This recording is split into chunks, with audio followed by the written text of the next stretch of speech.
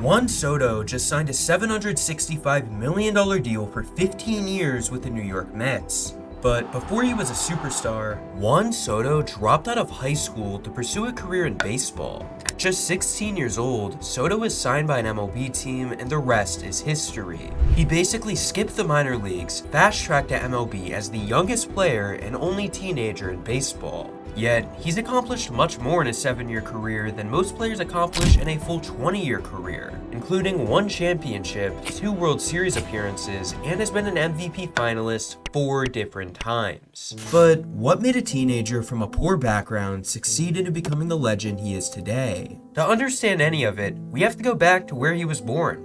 Soto grew up in a tough and dangerous town in the Dominican Republic. It was so dangerous that Juan Soto's mom had to make a time limit for how long that Juan Soto could be outside just to keep him safe.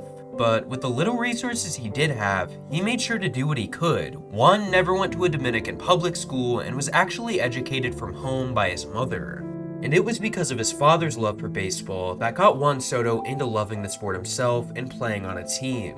He only bats and throws lefty because his father told him that it would give him an advantage. So by the time he made it to high school, Juan had been developing for years and he received his first major league offer in 2015.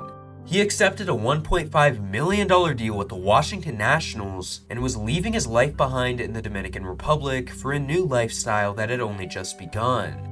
In 2016, Juan Soto made his professional debut with the Nationals Single-A affiliate at 17 years old, where he ultimately recorded insane numbers. But off the field, Soto had a problem. He didn't know how to speak English in a predominantly English-speaking league. So he decided to join the Nationals Dominican Academy to learn English. Over the following 2 years, Juan Soto's development was rapid on and off the field. Going into 2018, he was ranked by Fangraphs as the 50th best prospect in all of baseball, despite up to that point only seeing action in Single-A. However, that was about to change. In the span of just 1 year, Soto went from Low A to High A to Double A.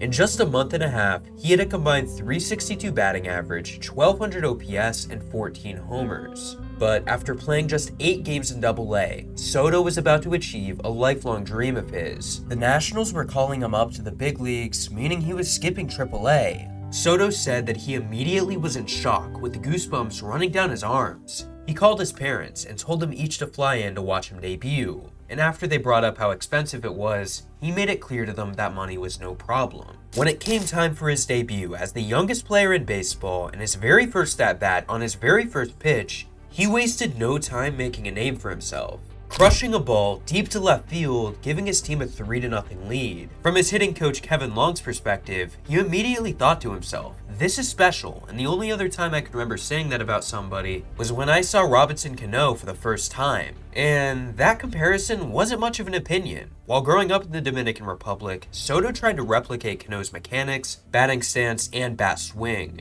He idolized players like him, or even David Ortiz and Manny Ramirez. And at just 19 years old, he was breaking nearly every record for a teenage player in league history. The only player who outbeat him in Rookie of the Year voting was Acuna. As for the Nationals, they finished 2 games above .500 but missed the playoffs, regardless of their core players being some of the league's best with Soto, Harper, Turner, and even Anthony Rendon. But in the offseason leading up to 2019, the face of the franchise, Bryce Harper, left. What this meant for Juan Soto was that his time was coming and he had to be ready to become the future of the franchise. At the beginning of 2019, the Nationals had a -12 win-loss ratio at 19-31, but over the next few months, Soto began to dominate, recording over 1,000 OPS and .380 batting average. And it was because of this that Soto's name became synonymous as a superstar. Sports Illustrated called Soto's hitting skills the best in MLB and even compared him to late legend Ted Williams. Soto carried his dominance into the second half, truly molding himself into a superstar. By the end of the year, he finished top 5 in walks, top 10 in OPS, and had 34 bombs. So, headed into the postseason, he had a chance to make a name for himself, or crumble under the pressure. They were playing in a 1-game wildcard series, meaning that there was no room for error. By the bottom of the 8th inning, bases were loaded with 2 outs, and with superstar closer Josh Hader on the mound, their chances of winning were extremely slim. But then, Juan Soto delivered a miracle, a game-winning RBI, sending the Nationals to the NLDS. However, their competition continued to improve as they were facing off against a reigning NL champion, the LA Dodgers. But in the final game of the series, the Nationals were in trouble, losing 1-3 in the top of the 8th inning. When all hope was lost, Anthony Rendon hit a solo home run to make it a one-score game. And then, with Soto up in the very next at-bat, and here's Juan Soto. In the air to deep right center field, and there she goes. We are tied. Juan Soto did the unthinkable, bringing his team into the ALCS, where, by the way, they won that series as well. Washington Nationals are National League champions. Their opponent in the World Series was now going to be the Houston Astros. At first, Soto led the Nationals to a 2-0 lead in the series and only needed 2 more wins. They dropped the following 3 games and were now losing. Luckily for Juan Soto, Game 6 wasn't close, tying the series at 3-3 and sending them to a final game. And in Game 7, they pulled off the win, and Soto was a World Series champion right after his birthday when he turned 21 years old. Soto had never been so happy and was enjoying these final moments of being at the top before everything crumbled in front of him. Is this real for you? Is this? I mean, you just turned 21 and you won the World Series. That's a dream for me. It's just a dream come true right now.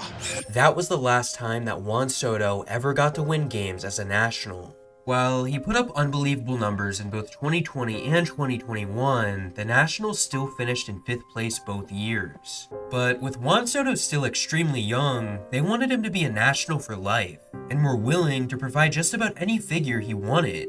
So going into 2022, they offered him a 13-year deal worth $350 million with the intention of him staying until he was in his mid-30s. Soto rejected their original offer, but months later, they countered him with the highest paying contract in league history, which he ended up declining. Just hours after declining, the contract he wanted to keep private was leaked for the world to see.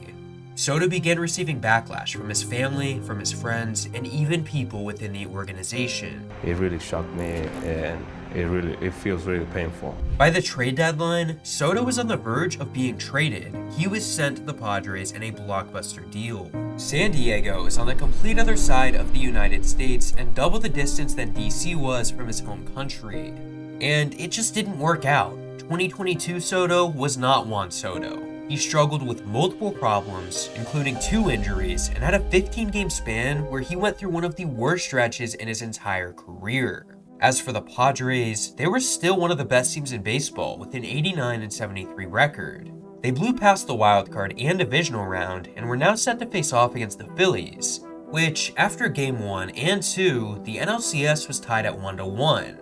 But quickly, the Padres season went down the drain, losing the series 4-1. This was without a doubt the worst season of his career, with Soto even admitting that he couldn't find his mechanics all year long. And little did Soto know, the offseason was only going to make things worse. The Padres spent over $1 billion on free agents, but they didn't seem very likely to extend Soto. The Padres began to notice how distant he was getting, leading to them having to call several former coaches and players from the Nationals to get their opinion on how to handle Soto. But even though Juan didn't love it in San Diego, he still played hard, putting up a career high in homers, tied his career high in doubles, and made his 3rd career All-Star game. Still, the Padres finished 2023 out of the playoffs, 3rd in their division with 80 losses. Regardless of how good he may have been, he was heartbroken over missing the playoffs. He said, "We were losing big games that we shouldn't have, and it's tough to smile when that happens." But probably for the better, Soto is about to be sent out of San Diego, across the country, in a huge trade with the Yankees. Without a doubt, Soto was much happier to be in New York. Not only did he have family there, but he also was now much closer to his parents. And on the field, he and Aaron Judge were going to make for the best lineup duo in all of baseball. In Soto's debut series as a Yankee, we saw that, as he won the AL Player of the Week after earning 9 hits and 17 at-bats. And as the season kept going on, Soto kept dominating, and the Yankees kept winning with a 50-22 record by June 14th, making them the very first team to 50 wins. By the end of the year, the Yankees had won 94 games, the most in the American League. And Soto had just played probably his best season yet. He set a career high in at-bats, homers, OPS, and WAR in a full season. while also walking onto base 132 times, the second most in his career. But he did have one problem that lingered all year long, which was his decision making in the base paths. As of September 29th, he ranked as the 11th worst base runner in all of baseball and had a career low in base running WAR. Regardless, Soto and the Yankees had a mission to bring them into another World Series. With only the playoffs left under his contract before he became a free agent, they were in win now mode, and so was Juan. The Yankees blew past the divisional round, winning the series 3-1 and setting them up for an ALCS feud against the Cleveland Guardians. The Yankees took game 1 and 2, lost 3, won 4, and were now a singular game away from the World Series. Got a steal. Soto, a high fly ball to center. And Juan Soto! Juan Soto sent the Yankees back into the World Series for the first time in over 10 years. Meanwhile, it was his second career World Series appearance yet. That's another goal that we get, and we're going all the way. Their opponent, the LA Dodgers, had won the championship 4 years prior in 2020 and led MLB in wins for the 2024 season with 98. Unfortunately for Soto, the Yankees seemed to be outmatched, dropping the first 3 games in the series and officially being sent home in Game 5. Soto's performance was by no means the problem. The problem was the rest of the Yankees, and Yankees fans now worry that because they lost this World Series, that Soto wasn't going to be returning. And when he hit the free agent market, it simply didn't sound very good for them. There's a perception that you would rather stay in New York than go elsewhere. Is that perception correct? I don't think so. There were 4 teams who sounded most interested, with 2 of them being from New York. Reports were coming out that he would exceed Ohtani's record contract of $700 million. But he valued 2 things more than anything, which was winning and money. Which is why Juan Soto decided to become a New York Met on the largest contract in MLB history. He's been in the league for 7 years, he's 26 years old, he's a 4-time All-Star, World Series champion, soon will be an MVP, and on this path will someday be in the MLB Hall of Fame.